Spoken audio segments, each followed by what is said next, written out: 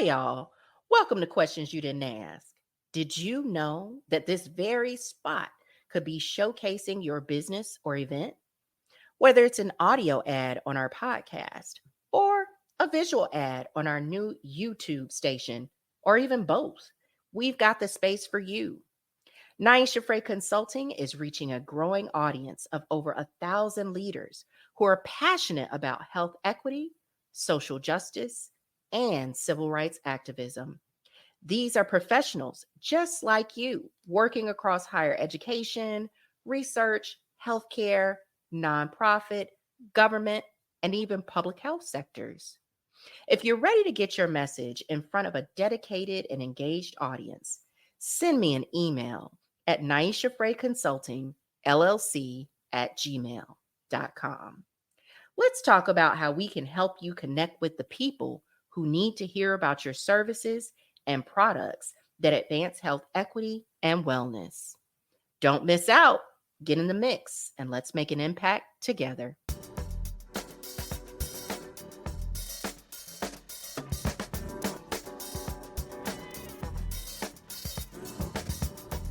Welcome back to Questions You Didn't Ask. I'm Niasha Fray, joined again by wellness entrepreneur Charles Chambers as we continue our series, Trippin, Black Men, Land, and Liberation. Let's pick up where we left off. Yes. So the role that our loved ones, those who truly love us, right, or who are at least attempting to love us, being able to keep it real with us about how our alcohol use is affecting us and how it's affecting other people around us. Exactly. Is important for the person that is in the addiction. Right. Absolutely. It's everything. Mm-hmm. And so again, that he's a functioning alcoholic, that just embraces his toxic behavior and almost cosigns for it. Well, everybody else. So like even in the middle of my addiction, we have to start pointing things out when we see them. Mm-hmm.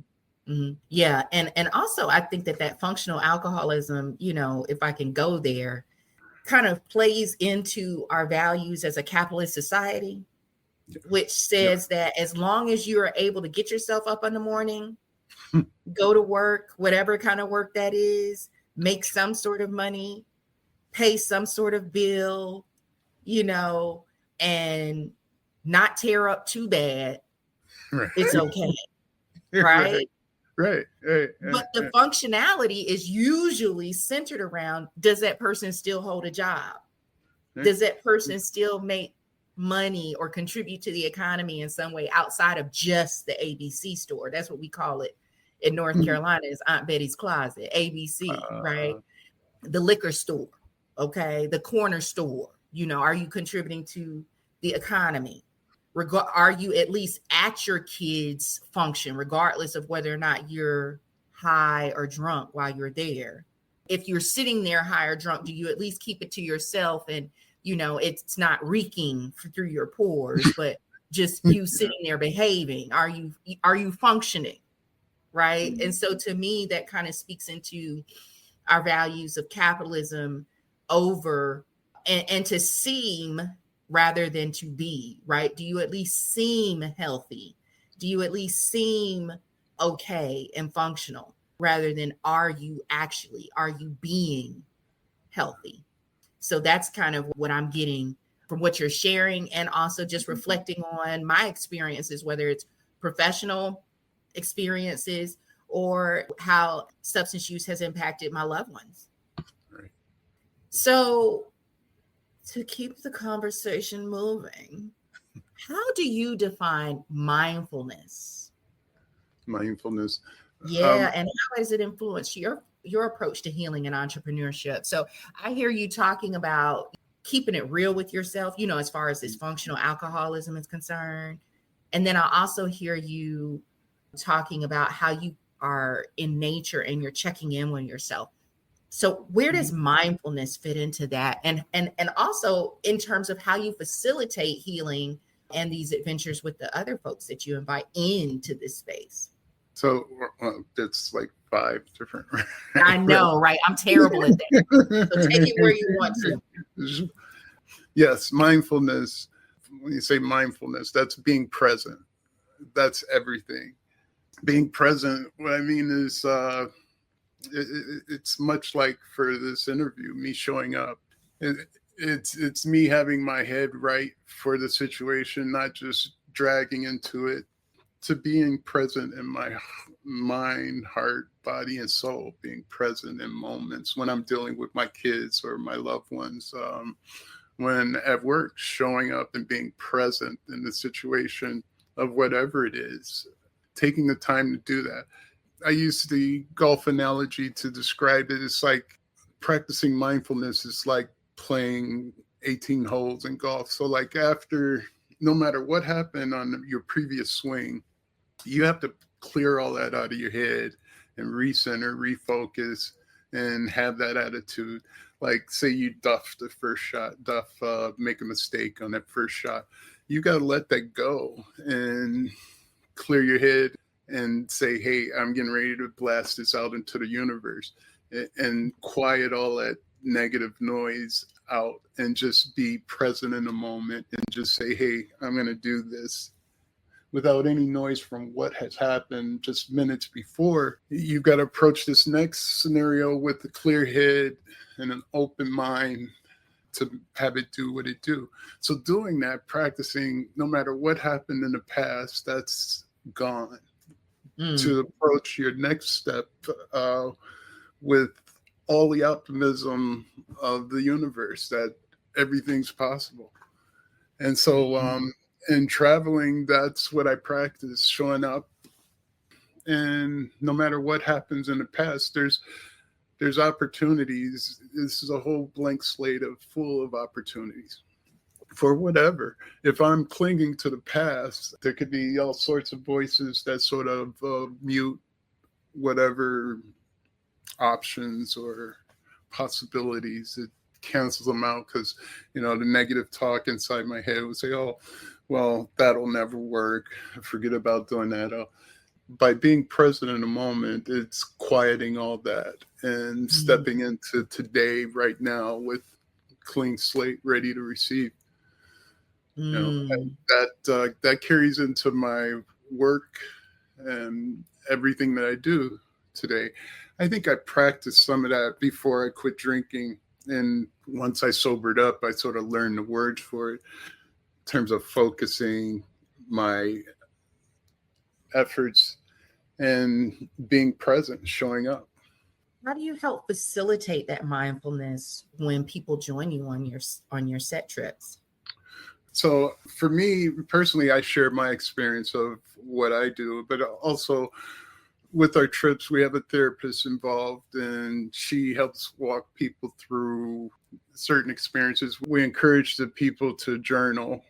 We hand out journal books, and then she'll walk the group through with different prompts, and it's throughout the experience. We'll make sure that there's plenty of time for people to journal and to reflect back on their lives, because that's really the tripping experiences. I always want to include not just the outdoor activities, but the mental part of that experience. I believe that each of these events, these hurdles that are in front of a group of people, like climbing a mountain or whitewater rafting, there's transformative opportunities in these experiences, in these events. And we try and set up the atmosphere for that to happen. So we've been dabbling in this, understanding of what set tripping is, but why don't you give my audience and me some insight into how these trips come together and what usually happens? I know that it's not just yourself. You mentioned a therapist. I know that there's some other people involved. So why don't you just give my audience a full picture of the soup to nuts of a set trip? Yeah, I started the business last year, and this was something that I had been thinking about for years. And last year I was determined to make it happen. And so there's a team of 8 of us. It's the team consists of 3 of us are guides, and then we have a therapist, a wellness coach, she makes sure that the way that we're going about what we're doing covers certain values in terms of the wellness. Like we drink alkaline water as opposed to tap. The food that we eat, the menus she'll make sure that we're eating healthy food. So her responsibility is overall maintaining that the quality of our programming, that it's there and present. So there's that. There's the therapist. There's then I have a salesperson and a tech person, and that consists of 8 people. And the business, again, last year was my first year, so the business is evolving as I speak. And right now I'm in the middle of planning for the rest of this year and beyond. And it's growing, even in terms of location. Like I was talking with your friend of yours about North Carolina. And I find it inspiring because when I talk to people about what I do, there's always interest and encouragement about these type of events. You know, often I hear the thing that Black people don't camp or right. That's another thing that I don't think is true. I think there's a lot of us out there that are into the outdoors, but there's no single place where you can go and get information about it or to go with other people. What I often hear from women is that they don't feel safe going out there by themselves. And so that they're very much interested in it, but they don't know anyone else that's into it. And so what Set Trippin is, what I'm doing is shining a spotlight for those like-minded folks that are into the outdoors to say, hey, we're over here. Right. So go ahead and share with our audience, how would they be able to connect with you if they're interested in learning more or potentially signing up for a set trip? So there's a mailing list on the website to definitely join that. And that's at set-trippin.com. That's SET-TRIPPIN. That's no G and .com.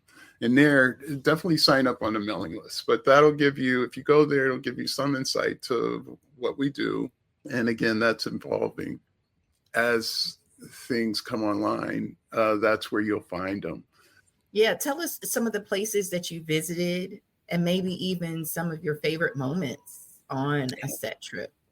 So we went to the Allegheny Mountains last year. There was a group of 9 participants in the Allegheny Mountains in middle of Pennsylvania. And there we went on a 6-mile trek to an overlook. And that was the culminating experience. So it was a 3-day trip where we camped out in October in Pennsylvania. And there it was exposure to the forest. We were teaching people the basics of camping, shelter building, how to start fires, do's and don'ts on trail, basically everything that has to do with the basics with camping. In addition to that, so the way that we programmed it, that the hike was the last thing, not the last thing that they did, but everything that we had in place led to that hike. And after the hike, that's when, as a group, we went through this group discussion. It turned into this transformative experience for people, where people were sharing. After you go through something with a group of people, it automatically bonds you with them. And this group that climbed the mountain together, and also let me say that in order to get to the top of the mountain, it takes everyone working together to get it done. It is dangerous out there. Things can happen. And so it's a practice of certain safety things, and then us looking out for each other. The group started as 8 individuals, and now to this day, we're all on a text thread where we communicate routinely about everything, almost like family. And so by going through this experience together, we're all bounded by that event. And it's a thing that happens with every group going through something like that. If you're enjoying the show as much as we love creating it, consider showing your support by buying us a cup of coffee. Visit buymeacoffee.com/Niasha Fray O. That's buymeacoffee.com/Niasha Fray O. All one word. Each cup is just $5, and every single one helps us continue to produce, develop, and sustain the high quality content you've come to expect from Questions You Didn't Ask. Thank you for your continued support, and let's keep the conversation going. So it's a great way to create and solidify a community, as well as building your own strength, right? And awareness. And I appreciate so much that you share that, there are 3 guides, that the truth is that it can be dangerous. And so people's, natural fear of going out there alone, untrained, with no backup, could be dangerous. So a group trip might be one of the best ways to go about it, especially when you have skilled guides to go with you and to teach you along the way. And the fact that people don't have to come there knowing how to camp or knowing how to create a fire, that you guys upskill them and train them on these things in real time. Quite enriching. And that's the thing. It could be miserable out there without the right equipment or knowledge. It can make the difference could be 180 degrees. Yes. I love this. And I want people to lean into what it is that you're sharing about how being out in nature can be such a facilitator of health and well-being. As you know, my background is in public health and psychology. So that's one of the reasons why I was so interested in having you on the show. And so now I want to dig into some more of like how our spaces intersect by diving into this concept of the social determinants of health. And in my world, the social determinants of health are conditions in the environment where people are born, live, learn, work, play, worship, and age. So all these places, all these environments, right? How have factors like employment, we talked a little bit about that, access to nature, economic stability, these types of social determinants of health influence health and wellness journeys from your perspective? For me, it's a huge impact on it. And certainly I could say for myself, I grew up in the projects in Cleveland. And there in the projects, it was a ton of concrete. And in fact, I can remember that they would have this patch. It would be a square patch for a tree coming out of it. So it'd be concrete over 90% of the space where I lived. And then there would be a few patches sprinkled around the community where there would be one tree growing out of this concrete with a dirt patch. And I just thought that was absurd. Even as a kid, I knew that wasn't right. Like, this is horrible. When I was in 9th grade, we moved from the projects to the suburbs border of Shaker Heights. And totally different experience, totally wooded area. And it was just gorgeous. When we moved there, that felt more normal than where we were in the projects. It's living in a dense population of people that are just packed full of folks with this concrete everywhere. To me, it just was unnatural. It never did sit well with me. And it's no way to live. The projects, if you notice, they're often near some sort of factory that's got this stuff blowing out of it. I have asthma, and I'm certain that it came from, you could see the stacks from where I used to live, and inhaling that as a kid in its developmental years had to contribute to something. But so, yes, our environment plays a big part in our lives. Another thing about the things that are in our environment, I used to volunteer at a youth center in King Kennedy in Cleveland. And at night, I would drive home, which is out in the suburbs, and sit out on the patio and relax. And I felt guilty after I left the youth center that I worked at. It was in the projects, and it was right in the heart of it. And being there, I could feel there's this level of anxiety that's just right there. It's a constant thing, you're heightened awareness, it's you could feel the tension in the air in this community center. The kids would come in with that. I think they would come in to get away from that stuff that's out there. So when I would lock up the space and go home, I would be leaving that environment. But often what I would think about is that the kids are still in that environment, and being in that state of heightened awareness and dealing with all this stuff. I think it ages us. It's not helping us grow. So it's got to be hurting. If you can imagine kids that are in their developmental years, growing up in that environment is not good for us. Right. No, 100%. And one of the words that was coming to my mind when you were talking about it is the concept of hypervigilance. That is a, survival strategy when you're in highly stressful and potentially dangerous, environments where you always have to do what a lot of people call keeping your head on a swivel. Right. So in other words, for those folks who are not familiar with that term, basically always looking around, watching your back, watching your sides. In some ways, I would imagine, Charles, and you correct me if I'm wrong, it's almost like being in training or a soldier, right? Some of the things that I'm sure you probably learned or were trained in the military may have even been similar to some of the things that you knew about how to survive in those, highly stressful environment.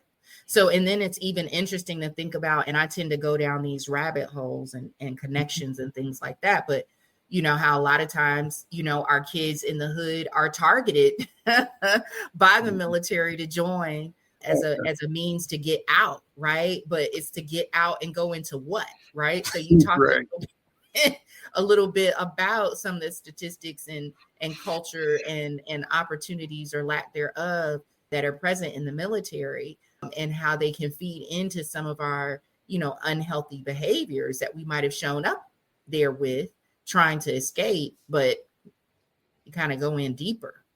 Right. So that's escaping one environment and going into another environment, as opposed to, the challenge that you felt, which was you were at a point in your life where this was a job of service, but a paying job, and you were able to leave and go somewhere else to find your peace. And your peace was a big part of that had to do with your access to nature, that you knew these young, innocent children, which I think a lot of people forget, that even though these kids are required to age faster, to grow up faster, but that they're actually children, you felt a sense of guilt about that. Right. That's tough. I can relate to that. At a point in my career, I wanted to be, for the longest time, I wanted to be a children and family psychologist. And when I had the opportunity to serve children and families, I found myself especially attached to the children and very much wanting to save them from the environment that they were in, but recognizing that there was still so little that I could do, and that their agency as children was so limited in terms of what they could do. And so thinking even about the air quality that they breathe and the homes that they live in, and recognizing my own privilege. We talk a lot in health equity and in the work of social justice about, white privilege. But even as Black people, different ones of us, experience and have and hold certain privilege. And so in this case, the privilege was I can leave, or I can leave and go into nature, or I can leave and sit on my front porch and not worry about who's coming down the sidewalk or who's driving by or what's going on in the house behind me as I sit on this front porch and who might be rushing out or rushing in, but that we can find peace at some point in our day, especially attached to our homes. Yes. That's deep. Mm-hmm. And very important. Yeah. So when I think about, some of my walk and journey, I had the good fortune to do some research and get acquainted with and learn more about the environmental justice movement. And what I learned was that it actually began in Warren County, North Carolina, back in 1982. And it was founded because Black residents protested against toxic waste dumping in their community. You talked about the smokestacks in the hood, but this was a rural community, so we think about nature. We oftentimes think about, where there are large, expanses of forest or land. And what we don't realize is that even in those spaces, those rural spaces, that there can be environmental factors that negatively impact the health of those people, especially when you're talking about Black people or non-white people. Have you come into contact with this movement of environmental justice? And if so, how does this history inform your work and perspective on, what you do today, especially with Set Trippin? That's an area that I'm starting to look closer at. And it's so important, especially even now today, that especially what this administration is doing right now, like I'm wondering what is next year going to look like in terms of camping after all of the effects of what we're doing this year, what they're doing this year with the parks, with the metro parks. That's like everything. We're talking about the 47th Executive Administration. Yes. And the types of executive orders and changes that are coming down, and how that's impacting our park system and our environment. So yes, Charles, how is that affecting Set Tripping, and even your own, I like to say nomad discovery experience, as it relates to January through June of each year? Our environment, it's limiting possibilities or opportunities by this. Our green spaces dwindling down to nothing. There's certain states that have some gorgeous parks and spaces, and I am alarmed for what that's going to look like in years to come, because it's a thing like the effects of today will hit later on down the road. Will hit larger next year and the year after. And so it's disappointing that here we took the time to build these spaces, and now they're pretty sensitive in terms of sustaining them, and having this type of interruption could hurt a lot of these spaces that we have available to us.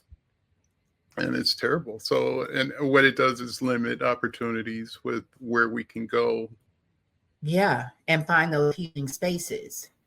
The fact that in this conversation, we are talking about nature, being in nature, access to nature, green spaces, and how that those spaces, those environments, and the health and well-being of the environment facilitates our own health and well-being. I don't think that a lot of people consider that, and for those of us who do, it's definitely a time for us to think about how can we preserve what we have, preserve and protect what we have, whether that is, our own acquisition of green space, natural space, or whether that has to do with our own political activism, social activism, campaigning and awareness. But I think one of the pieces for me even is just to be aware of the fact that environmental justice movement, organizing, sounding the alarm is a part of our Black history, our Black American history, and that it's not just relevant for our rural environments, but also for our urban environments, for the hood, our thoughtfulness around, the built environments, and what does that even city planning role have to play in that facilitation of health and well-being of the communities and populations that live near there? Do we need to continue to build up and out?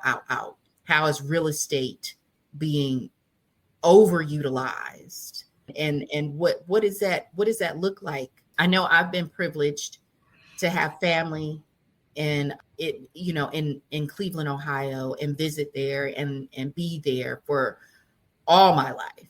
And then also to grow up in North Carolina myself, and recognizing that people have come to North Carolina and recognize that even when you're flying into RDU, for those of you who visit that way by flight, you notice that it's like mostly green. It's very, very green. It's Wow. one of the things that I love about growing up in this part of North Carolina is that it's very green. It's very lush. There's even a lot of planned planting, but that's not the case for everybody that lives here. And some of that is a facade for a certain population, and others don't, always benefit from that. So I just really like to call out that type of awareness. And even, like we were saying, how are the actions that are happening now from an executive federal perspective going to impact us tomorrow, next year, 5 years from now, 10 years from now? Right. Parks closing, those spaces will dwindle.